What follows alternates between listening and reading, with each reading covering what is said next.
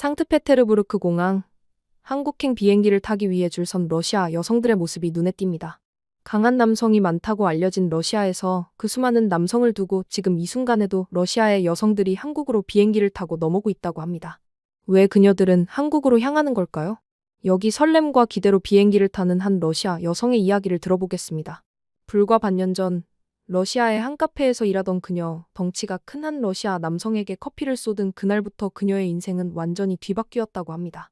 러시아 남자가 최고야 라고 외치던 그녀가 결국 한국 남자를 만나기 위해 부모와 다투면서까지 한국으로 떠나게 된 이유가 무엇일까요? 커피 한 잔으로 시작된 그녀의 인생 역전 스토리. 지금부터 함께 들어보시죠. 제 이름은 이리나입니다. 상트페테르부르크에서 태어나 자란 저는 늘 러시아의 강인함과 거칠음 속에서 아름다움을 찾았어요. 특히 남자라면 당연히 크고 강한 체격에 목소리도 크고 자신감 넘치는 모습이어야 한다고 믿었습니다. 우리 가족도 그랬어요.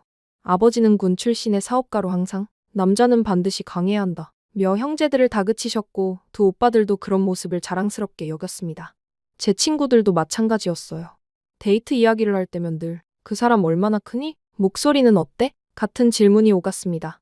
대학에서 언어학을 공부하던 저는 생활비를 벌기 위해 우리 집 근처 골목 끝에 있는 스베틀라나 카페에서 아르바이트를 시작했어요. 그곳은 낡았지만 따뜻한 분위기가 있는 조용한 카페였습니다. 주로 근처 대학생들이나 책을 읽으러 오는 사람들로 북적였어요. 그곳에서 일한 지 3개월쯤 되었을 때였습니다. 그날도 평소와 다르지 않은 오후였어요. 창가 자리를 닫고 있는데 문이 열리며 들어온 사람이 있었습니다. 처음 봤을 때는 그저 평범한 동양인 관광객이라고 생각했어요. 키는 크지 않았고 차분한 느낌의 남자였습니다. 그는 조용히 구석자리에 앉아 책을 펼쳤어요. 특별할 것 없는 첫 만남이었습니다. 그런데 이상하게도 그 남자는 매일 같은 시간에 찾아왔어요. 항상 같은 자리에 앉아 책을 읽었습니다. 처음엔 그저 지나치는 손님이었는데 점점 그의 존재가 눈에 들어오기 시작했어요. 러시아 남자들과는 너무 달랐거든요. 소리 한번 크게 내지 않고 항상 정중하게 커피 한 잔 부탁합니다 라고 말하는 모습이 낯설었습니다. 3주쯤 지났을까요? 어느 날 그에게 주문을 받으러 갔을 때 처음으로 그의 눈을 제대로 마주쳤어요. 깊고 차분한 눈빛이었습니다. 순간 가슴이 철렁하는 느낌이 들었어요.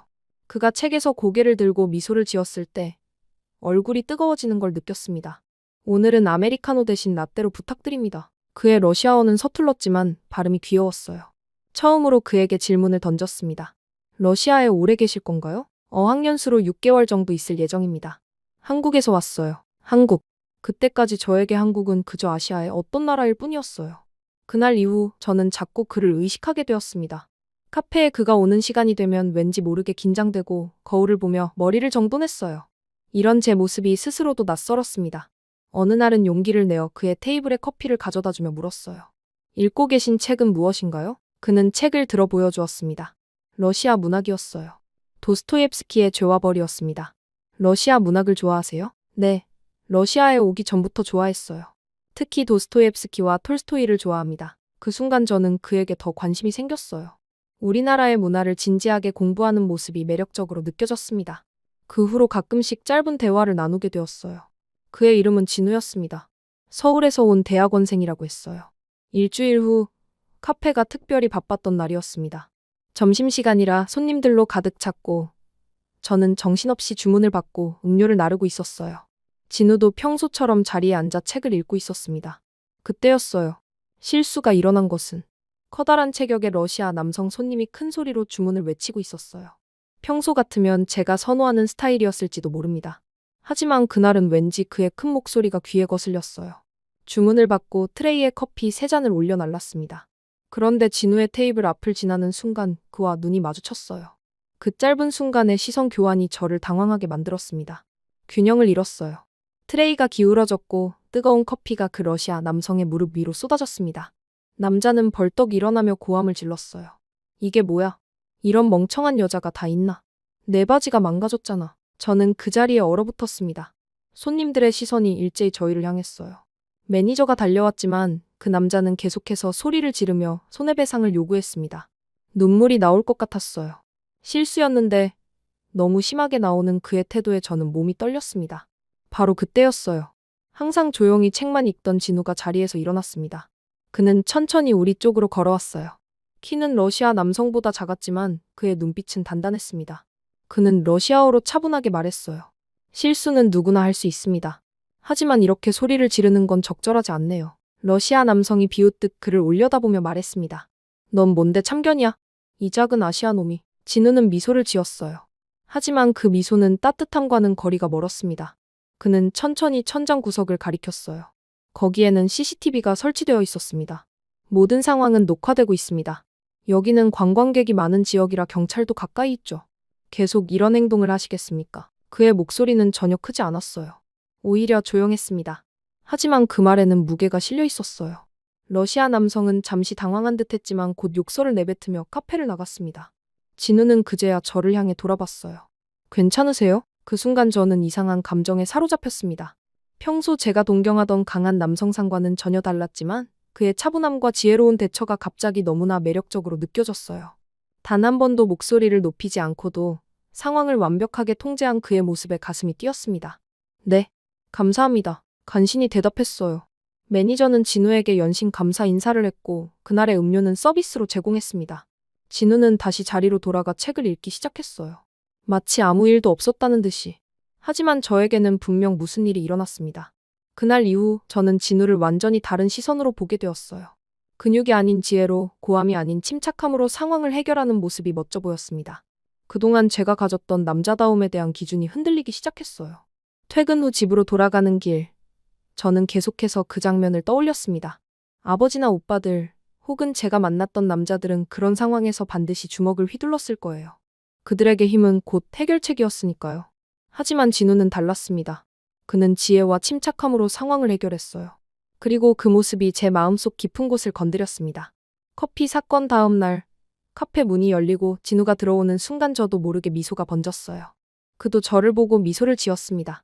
평소와 달리 그는 바로 카운터로 다가왔어요. 어제 많이 놀라진 않았는지 걱정하는 그의 따뜻한 눈빛에 가슴이 울렁거렸습니다. 우리 가족 중에서는 누구도 저에게 그런 시선을 보낸 적이 없었어요. 항상 강해져라, 실수하지 마라는 말만 들어왔는데 진우는 제 감정을 먼저 생각해 주었습니다. 그의 배려가 특별하게 느껴졌어요. 아메리카노를 주문하는 그에게 커피를 건네며 어제의 도움에 다시 한번 감사를 전했습니다. 잠시 망설이던 그가 퇴근 후 네바 강변을 함께 걸을 수 있겠냐고 물었어요. 갑자기 심장이 빠르게 뛰기 시작했습니다. 망설임 없이 동의했고 그날 저녁 6시 카페 앞에서 만나기로 약속했어요. 퇴근 시간이 다가올수록 초조해졌습니다. 화장실에 가서 머리를 정돈하고 립스틱을 다시 발랐어요. 6시 정각 그는 약속대로 카페 앞에 서 있었습니다. 봄날의 저녁 공기가 상쾌했어요. 네바 강변을 따라 천천히 걸으며 우리는 서로에 대해 알아갔습니다. 진우는 서울에서 러시아 문학을 전공하는 대학원생이었어요. 도스토옙스키에 관한 논문을 쓰기 위해 6개월 어학연수를 왔다고 했습니다. 아직 4개월 정도 더 상트페테르부르크에 머물 예정이라는 말에 묘한 안도감이 들었어요. 그의 이야기를 들으며 한국이라는 나라에 대한 호기심이 피어났습니다. 그의 말에 따르면 한국은 작지만 에너지가 넘치는 나라였어요. 전통과 현대가 공존하고 러시아의 웅장함과는 다른 아름다움이 있다고 했습니다. 그가 자국에 대해 말할 때의 자부심이 느껴졌어요. 그건 역시 그의 매력으로 다가왔습니다. 우리는 그날 밤 늦게까지 이야기를 나눴어요. 문화적 차이부터 서로의 꿈까지 많은 주제가 오갔습니다. 시간이 어떻게 흘렀는지도 모르게 밤이 깊어졌어요. 진우가 제 집 앞까지 바래다 주었고 헤어지기 전 그가 조심스럽게 제 손을 잡았습니다. 따뜻했어요. 강하고 거친 손이 아니었지만 그 손길에서 이상한 안정감을 느꼈습니다. 진우와의 첫 데이트 이후로 우리의 만남은 자연스럽게 이어졌어요. 그가 카페에 올 때마다 우리는 짧은 대화를 나누었고 제 퇴근 시간에 맞춰 그가 기다리는 일도 많아졌습니다. 다른 손님들은 우리를 보며 미소 짓기 시작했어요. 특히 매니저 안나는 종종 너희 둘 정말 잘 어울려 라고 눈짓하며 말했습니다. 저는 진우에게 상트페테르부르크의 아름다운 장소들을 소개했어요. 네바 강변에 숨겨진 산책로, 현지인들만 아는 작은 공원, 도시의 야경이 아름답게 펼쳐지는 전망대까지 다양했습니다. 그는 그 모든 곳에서 호기심 어린 눈으로 주변을 살펴보았어요. 그리고 항상 작은 수첩에 무언가를 적었습니다. 뭘 그렇게 열심히 적고 있어요? 어느 날 저는 궁금해서 물었어요. 진우는 수줍게 웃으며 대답했습니다. 당신의 도시를 보는 저만의 방식이에요. 언젠가 이걸로 책을 쓰고 싶거든요. 그 말에 가슴이 따뜻해졌어요. 그가 제 고향을, 제 문화를 그렇게 소중히 여기는 모습이 감동적이었습니다. 우리 친구들이나 전 남자친구들은 상트페테르부르크를 당연하게 여겼었는데 진우는 달랐어요. 그의 시선으로 도시를 바라보니 제가 몰랐던 아름다움이 보이기 시작했습니다. 점점 우리는 더 많은 시간을 함께 보냈어요. 주말이면 도시락을 싸서 공원으로 소풍을 가기도 했고 저는 그에게 러시아 요리를 만들어주기도 했습니다. 그는 제 보르시를 먹고 눈을 동그랗게 뜨며 정말 맛있어요 라고 외쳤어요. 그런 솔직한 반응이 너무 귀여웠습니다. 그러던 어느 날 진우가 약간 어두운 표정으로 카페에 왔어요. 무슨 일이 있는지 물었더니 그는 한숨을 쉬며 말했습니다. 어학연수 기간이 이제는 한 달밖에 안 남았어요. 그 말에 제 가슴이 철렁 내려앉았어요. 그동안 그가 떠날 날이 온다는 것을 알고는 있었지만 실제로 그 시간이 다가오니 현실감이 느껴졌습니다. 그날 저녁 우리는 평소보다 조용히 걸었어요. 말없이 손을 잡고 네바 강변을 따라 걸으며 각자의 생각에 잠겼습니다. 한국에 대해 더 알려주세요. 침묵을 깨고 제가 말했어요. 진우는 밝아진 표정으로 자기 나라 이야기를 시작했습니다. 서울의 복잡하지만 효율적인 지하철, 한강공원에서의 피크닉, 사계절의 뚜렷한 변화, 한국 음식의 다양함까지. 그의 이야기는 생생했어요. 특히 인상적이었던 것은 그가 말하는 한국 사람들의 빨리빨리 문화였습니다. 모든 것이 빠르게 변하고 발전한다는 이야기가 신기했어요. 그날 이후로 저는 한국에 대해 더 알고 싶어졌습니다. 도서관에서 한국 관련 책을 빌려 읽기 시작했고 인터넷으로 한국 드라마도 몇 편 찾아봤어요. 처음에는 그저 진우를 더 이해하기 위해서였지만 점점 그 나라 자체에 흥미가 생겼습니다. 질서정연하면서도 열정적인 문화가 매력적으로 느껴졌어요. 다음 날부터 저는 조금씩 한국어를 배우기 시작했어요. 진우가 가르쳐주는 간단한 인사말부터였습니다. 안녕하세요. 감사합니다. 사랑합니다. 마지막 말을 배울 때 우리 둘 다 얼굴이 빨개졌어요. 하지만 눈빛으로 우리는 서로의 마음을 알고 있었습니다. 출국 일주일 전 우리는 상트페테르부르크의 백야를 즐기고 있었어요. 밤이 되어도 하늘이 완전히 어두워지지 않는 특별한 시기였습니다. 새벽 2시, 아직도 하늘에 희미한 빛이 남아있는 가운데 네바 강변을 걷고 있었어요. 다리가 열리는 장면을 보기 위해 많은 사람들이 모여 있었습니다. 이리나, 진우가 갑자기 진지한 목소리로 불렀어요. 저, 한국으로 돌아가야 해요. 이미 알고 있는 사실이었지만 그 말을 직접 듣자 가슴이 아팠습니다. 저는 고개를 끄덕였어요. 말이 나오지 않았습니다. 하지만 당신과 헤어지고 싶지 않아요. 그가 계속했어요. 우리 계속 연락하면서 지낼 수 있을까요? 그리고 언젠가 당신이 한국에 올 수 있다면. 그의 말이 끝나기도 전에 제 입에서 말이 튀어나왔습니다. 내가 같이 가면 안 될까요? 말하고 나서 저도 놀랐어요. 하지만 그 순간 그것이 제가 진정으로 원하는 것임을 깨달았습니다. 진우는 눈을 크게 뜨고 저를 바라봤어요. 정말요? 당신이 한국에 오고 싶다고요? 저는 확신에 찬 목소리로 대답했습니다. 네, 정말이에요. 당신과 함께하고 싶고 당신의 나라도 알고 싶어요. 진우는 저를 꽉 안아주었어요. 그의 품은 따뜻했습니다. 하지만 현실적인 문제들이 곧 머릿속을 채우기 시작했어요. 비자, 체류 기간, 그리고 무엇보다 부모님의 허락. 다음 날 우리는 실질적인 계획을 세우기 시작했습니다. 진우는 한국에서 제가 머물 곳과 언어 공부를 계속할 수 있는 학교를 알아봤어요. 저는 한국 여행 비자로 일단 3개월 체류가 가능하다는 것을 알게 되었습니다. 그 후에는 학생 비자로 전환할 수도 있었어요. 이제 부모님께 말씀드려야겠네요. 제가 조심스럽게 말했습니다. 진우는 제 손을 꼭 잡아주었어요. 함께 말씀드릴까요? 그의 제안이 고마웠지만 이건 제가 먼저 해결해야 할 문제였습니다. 그날 저녁 저는 깊은 숨을 들이마시고 부모님께 저의 계획을 말씀드렸어요. 예상대로 반응은 격렬했습니다. 뭐라고? 한국? 그게 어디야? 아버지가 소리쳤어요. 그 작은 나라에서 뭘 하겠다는 거니? 어머니는 울음을 터뜨리셨습니다. 그 남자를 만난 지 얼마나 됐다고. 미쳤니? 그럼 먼 곳에 혼자 가겠다고. 저는 침착하게 제 생각을 설명했어요. 한국의 안전함, 교육 기회, 새로운 문화를 경험하고 싶다는 열망까지. 하지만 부모님은 완강했습니다. 특히 아버지는 내 딸이 외국 남자를 따라 부모를 버리고 가다니 라며 분노하셨어요. 며칠 동안 집안 분위기는 냉랭했습니다. 저는 진우에게 상황을 설명했고 그는 이해해 주었어요. 조급해하지 말아요. 천천히 설득해보세요. 라고 말했습니다. 그의 차분함이 저에게도 전해졌어요. 진우의 출국이 이틀 앞으로 다가왔을 때 저는 마지막 시도를 해보기로 했습니다. 저녁 식사 자리에서 다시 한번 부모님께 말씀드렸어요. 제발 들어주세요. 저는 단순히 남자를 따라가는 게 아니에요. 제 인생의 새로운 가능성을 찾고 싶은 거예요. 1년만 기회를 주세요. 만약 적응하지 못하면 돌아올게요. 어머니가 한숨을 쉬셨습니다. 이리나, 내가 얼마나 고집이 센지 알아. 하지만 뭘 믿고 가겠다는 거야. 1년. 갑자기 아버지가 말씀하셨어요. 딱 1년만이다. 그리고 매주 연락해야 해. 약속해. 믿을 수 없었습니다. 아버지가 허락하셨어요.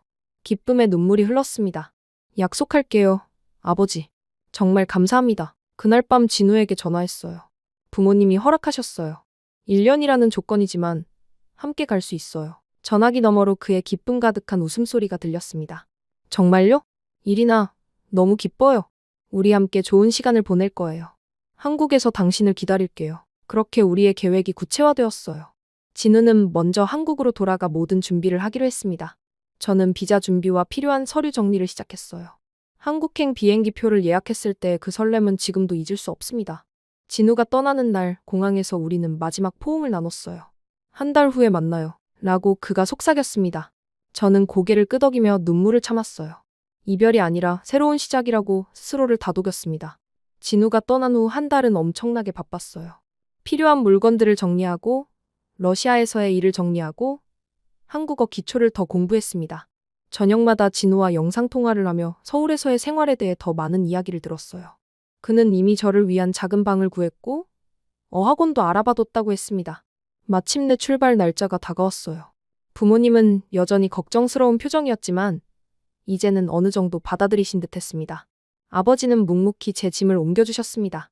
공항에서 마지막 포옹을 나누며 아버지가 귓속말로 말씀하셨어요. 내가 행복하다면 그걸로 충분하다. 하지만 어떤 일이 있어도 너는 언제나 돌아올 곳이 있다는 걸 잊지 마라. 그 말에 눈물이 왈칵 쏟아졌습니다. 사랑해요, 아버지, 어머니. 비행기에 오르며 저는 창밖으로 러시아의 하늘을 바라봤어요. 두렵기도 했지만 더 큰 설렘이 가슴을 채웠습니다.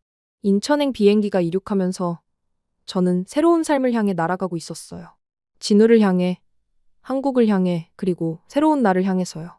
인천공항에 도착했을 때 제 심장은 빠르게 뛰고 있었어요. 비행기에서 내리자마자 모든 것이 다르게 느껴졌습니다. 안내방송은 한국어로 먼저 나오고 표지판에 한글이 눈에 들어왔어요. 입국 심사를 마치고 나오자 진우가 환한 미소로 저를 기다리고 있었습니다. 그를 보는 순간 모든 불안함이 사라졌어요. 이제 정말 한국에 왔구나. 새로운 시작이 펼쳐지는구나 하는 설렘이 가득했습니다. 이리나, 드디어 왔네요. 진우가 제 짐을 받아들며 말했어요. 공항에서 서울 시내로 향하는 길. 창밖으로 보이는 풍경의 넋을 잃었습니다. 러시아의 넓고 트인 공간과는 달리 한국은 빽빽하게 들어선 고층 아파트와 빌딩들로 가득했어요. 그럼에도 불구하고 도로는 깨끗했고 차들은 질서 정연하게 움직이고 있었습니다. 진우가 구해놓은 집은 서울 북쪽 대학가 근처의 작은 원룸이었어요. 비록 좁았지만 모든 것이 효율적으로 배치되어 있었습니다. 러시아 제방의 절반 크기였지만 신기하게도 필요한 모든 것이 갖춰져 있었어요. 특히 이불을 바닥에 깔고 자는 문화가 신기했습니다. 진우는 온돌이라는 바닥 난방 시스템을 자랑스럽게 설명했어요. 이건 한국의 전통이에요. 바닥이 따뜻해서 겨울에도 편안하게 지낼 수 있어요. 첫날 밤, 낯선 환경에서 잠을 설쳤습니다. 창밖으로 들리는 낯선 언어의 소리와 자동차 소음이 어색했어요. 그래도 진우가 바로 옆 건물에 살고 있다는 사실이 안심이 되었습니다. 우리는 매일 아침 함께 아침을 먹기로 약속했어요. 다음 날부터 본격적인 서울 생활이 시작되었습니다. 진우는 제게 교통카드 사용법부터 가르쳐 주었어요. 지하철은 정말 놀라웠습니다. 러시아의 지하철도 아름답지만 서울의 지하철은 정확성과 청결함에서 단연 최고였어요. 기차가 정확히 몇 분 몇 초 후에 도착한다는 안내에 깜짝 놀랐습니다. 더 놀라웠던 것은 그 시간에 정확히 기차가 도착한다는 사실이었어요. 항상 이렇게 정확해요? 제가 물었습니다. 진우는 마치 당연하다는 듯 고개를 끄덕였어요. 지각하면 큰일이죠. 일주일 후 저는 한국어 학원에 등록했습니다. 매일 오전 9시부터 오후 1시까지 수업을 듣고 오후에는 서울 곳곳을 탐험했어요. 때로는 진우와 함께, 때로는 학원에서 만난 다른 외국인 친구들과 함께였습니다. 러시아, 미국, 프랑스, 베트남 등 다양한 나라에서 온 사람들과 교류하며 국제적인 경험도 쌓았어요. 한국 음식은 처음엔 너무 맵고 향신료가 강해서 적응하기 어려웠습니다. 특히 김치는 첫 입에 이걸 어떻게 먹지? 라는 생각이 들었어요. 하지만 놀랍게도 일주일 만에 김치 없이는 식사가 허전하게 느껴질 정도로 중독되었습니다. 불고기, 비빔밥, 순두부찌개 등 다양한 음식들을 시도해보며 입맛도 점점 한국화되어 갔어요. 한 달이 지나자 기본적인 한국어로 간단한 문장을 말하는 게 가능해졌습니다. 슈퍼마켓에서 물건을 살 때나 카페에서 주문할 때 조금 느렸지만 더 이상 진우의 도움이 필요하지 않았어요. 그 작은 성취가 너무 뿌듯했습니다. 러시아어와 영어 외에 새로운 언어를 배운다는 것은 마치 새로운 세상을 발견하는 것 같았어요. 진우와의 관계도 더욱 깊어졌습니다. 그의 학교 도서관에서 함께 공부하고 주말이면 한국의 궁궐이나 박물관을 방문했어요. 그는 항상 저를 배려하고 한국 문화를 이해하도록 도왔습니다. 어떤 날은 제가 문화적 차이로 실수를 했을 때 웃으며 괜찮아요. 누구나 처음엔 그래요. 라고 위로해 주었어요. 특히 인상적이었던 것은 한국의 밤 문화였습니다. 밤늦게까지 불이 환하게 켜진 가게들, 24시간 운영되는 편의점, 그리고 무엇보다 안전하게 걸을 수 있는 거리가 놀라웠어요. 러시아에서는 여성이 밤에 혼자 돌아다니는 것이 위험할 수 있지만 서울에서는 밤 12시에도 혼자 귀가하는 것이 전혀 두렵지 않았습니다. 한국은 왜 이렇게 안전한가요? 어느 날 진우에게 물었어요. CCTV가 많기도 하고 치안이 잘 되어 있어서 그래요. 물론 완벽하게 안전한 곳은 없지만 상대적으로는 안전한 편이죠. 3개월이 지나자 저는 이미 한국 생활에 완전히 녹아들었습니다. 학생 비자로 전환해 1년 동안 공부할 수 있게 되었어요. 부모님과는 매주 영상통화를 했고 그들도 제가 잘 지내는 모습을 보며 점점 안심하는 듯 했습니다. 특히 어머니는 얼굴이 좋아 보인다 며 기뻐하셨어요. 6개월 차에 접어들 무렵 저는 작은 카페에서 아르바이트를 시작했습니다. 한국어 실력을 더 키우고 싶었거든요. 매일 다양한 손님들과 대화하며 생활 한국어를 익히는 것이 큰 도움이 되었어요. 카페 사장님은 친절하셨고 제 서툰 한국어를 인내심 있게 들어주셨습니다. 러시아에서 카페 일을 했던 경험이 있어서 업무 자체는 어렵지 않았어요. 그러던 어느 날 진우가 심각한 표정으로 찾아왔습니다. 그는 대학원 과정을 마치고 취업 준비를 하고 있었어요.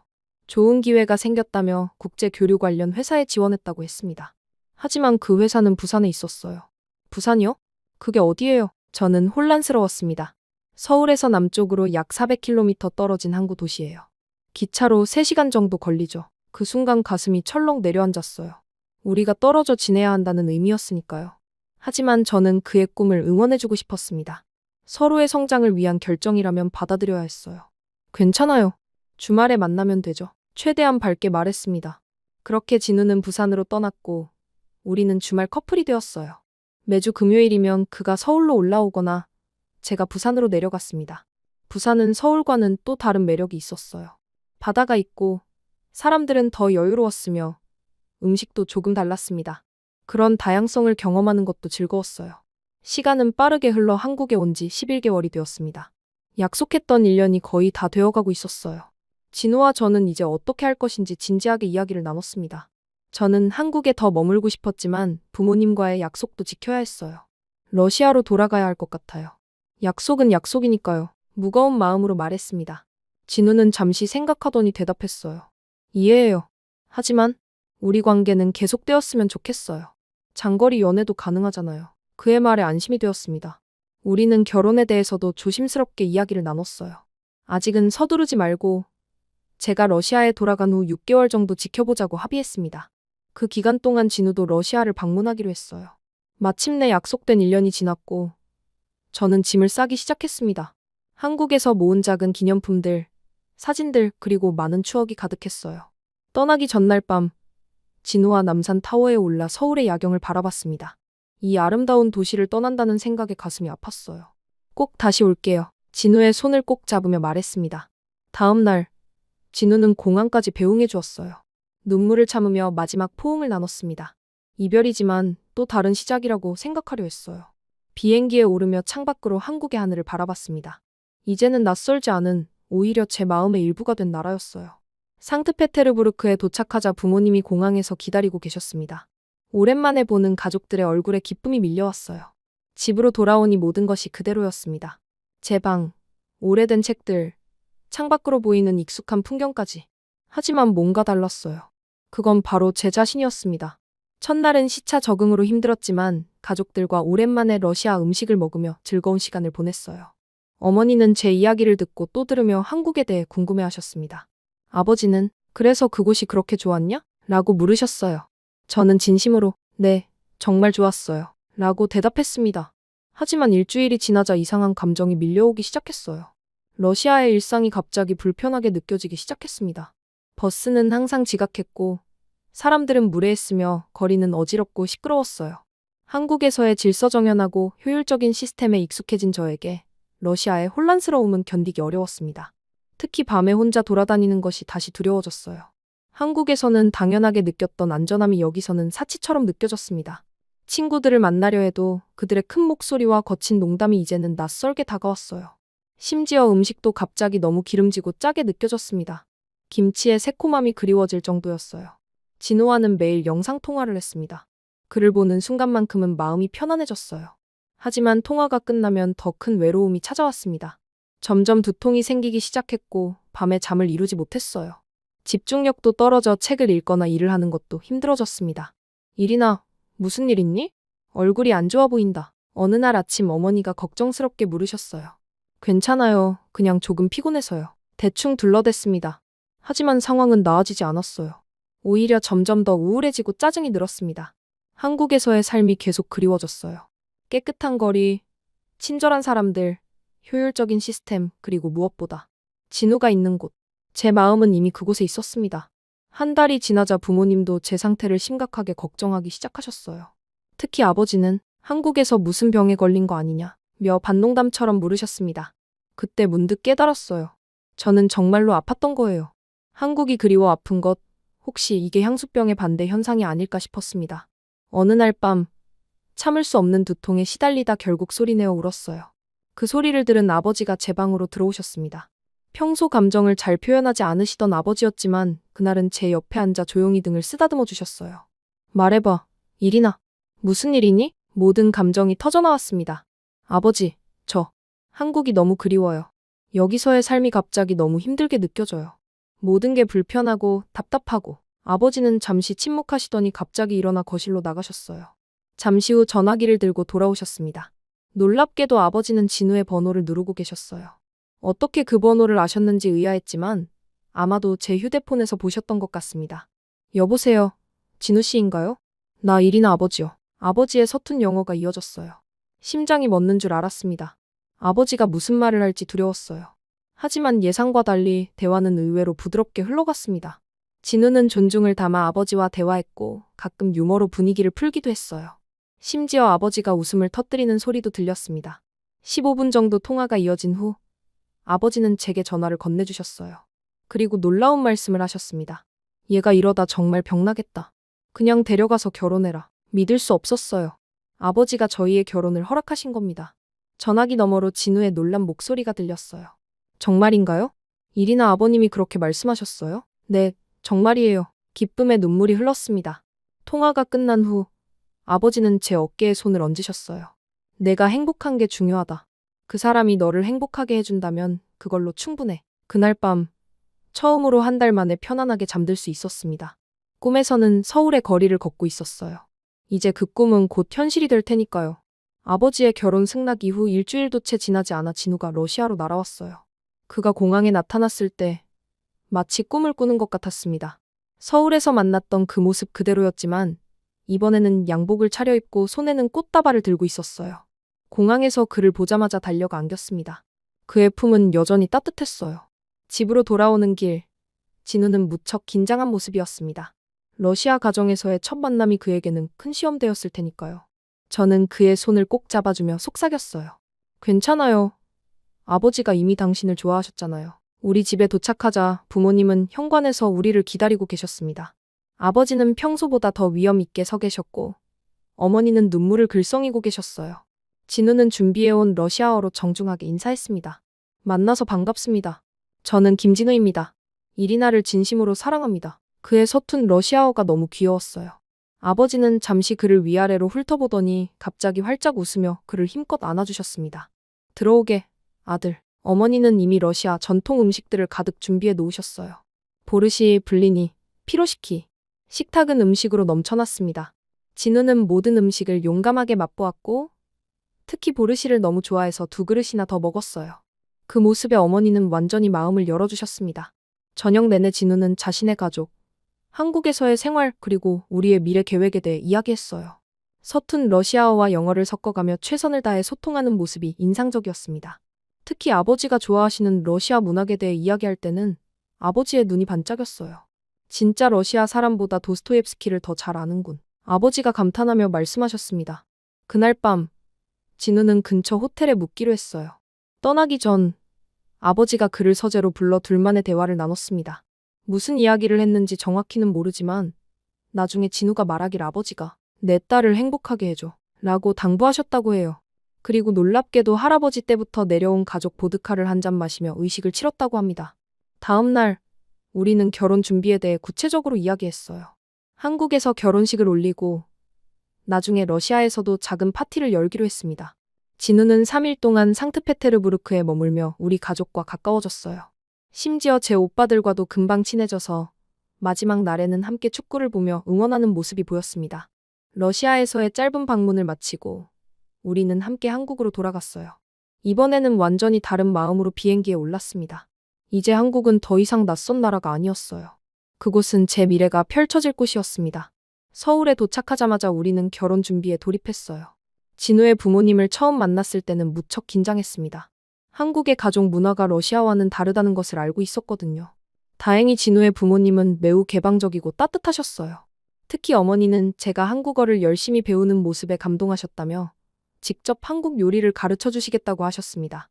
이리나, 우리 진우가 정말 좋은 사람을 만났구나? 진우 어머니의 말씀에 눈물이 날 뻔했어요. 결혼식은 서울의 작은 교회에서 열렸습니다. 러시아에서는 부모님만 오셨지만 진우의 가족들과 친구들이 많이 참석해 자리를 빛내주었어요. 두 문화가 만나는 아름다운 순간이었습니다. 러시아 전통 의상과 한국 전통 한복을 모두 입어보았고 양국의 음식과 음악이 어우러진 파티였어요. 그날의 행복감은 말로 표현할 수 없을 정도였습니다.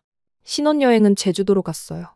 푸른 바다와 아름다운 자연 풍경에 완전히 매료되었습니다. 러시아의 광활한 대지와는 또 다른 아름다움이었어요. 진우와 함께 오름을 오르고 해변을 걷고 맛있는 음식을 먹으며 보낸 일주일은 꿈 같았습니다. 신혼집은 서울 근교의 작은 아파트였어요. 비록 크지는 않았지만 우리만의 공간을 꾸미는 일은 무척 즐거웠습니다. 러시아 스타일과 한국 스타일을 조화롭게 섞어 독특하고 아늑한 집을 만들었어요. 특히 거실 한쪽에는 러시아 문학 코너를 다른 쪽에는 한국 책들을 모아두었습니다. 결혼 후 저는 한국 국적 취득을 위한 준비를 시작했어요.